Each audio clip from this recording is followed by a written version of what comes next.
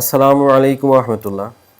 আল্লাহ তাআলা পবিত্র কোরআনে উট কীভাবে সৃষ্টি হয়েছে তা নিয়ে চিন্তা করতে বলেছেন। তাহলে আমাদের উচিত আল্লাহ তাআলা উট কীভাবে সৃষ্টি করেছেন এবং উটের মধ্যে কী নির্দেশন রয়েছে তা আমাদের জানা উচিত।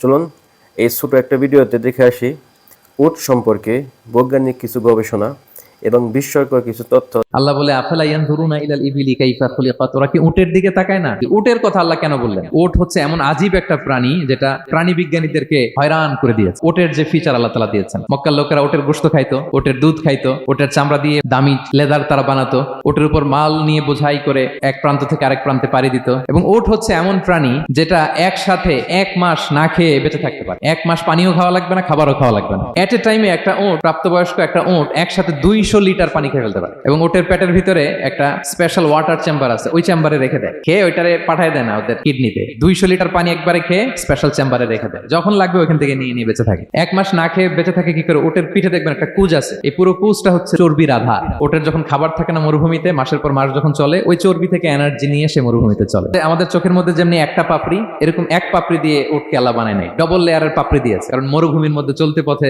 লু হাওয়া থাকবে, মরুভূমির সাইমুম, বালুর ঝড়, এই ঝড় মোকাবেলার জন্য, লু হাওয়া মোকাবেলার জন্য ডবল লেয়ারের চোখের পর্দা। একটা পর্দা ফেলে রাখে আর একটা খুলে সে হাঁটতে থাকে, তার কিছুই হয় না। সুবহানাল্লাহ। এবং মরুভূমির মধ্যে যে ক্যাকটাস আছে, গুলমলতা, বড় বড় কাঁটা জাতীয় গাছ, যেই কাঁটা পৃথিবীর কোনো প্রাণী খেতে পারবে না, কিন্তু একটা উট অনায়াসে খেয়ে ফেলতে পারে।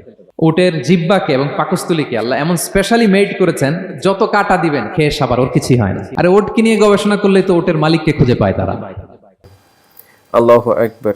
আল্লাহ কত সুন্দর করে নিখুঁতভাবে উটকে সৃষ্টি করেছে। যদি ভিডিওটি ভালো লাগে অবশ্যই শেয়ার করবেন, আর হ্যাঁ, যদি কোনো মতামত থাকে অবশ্যই কমেন্ট করে জানাবেন। ভালো থাকবেন। আসসালামু আলাইকুম ওয়া রাহমাতুল্লাহ।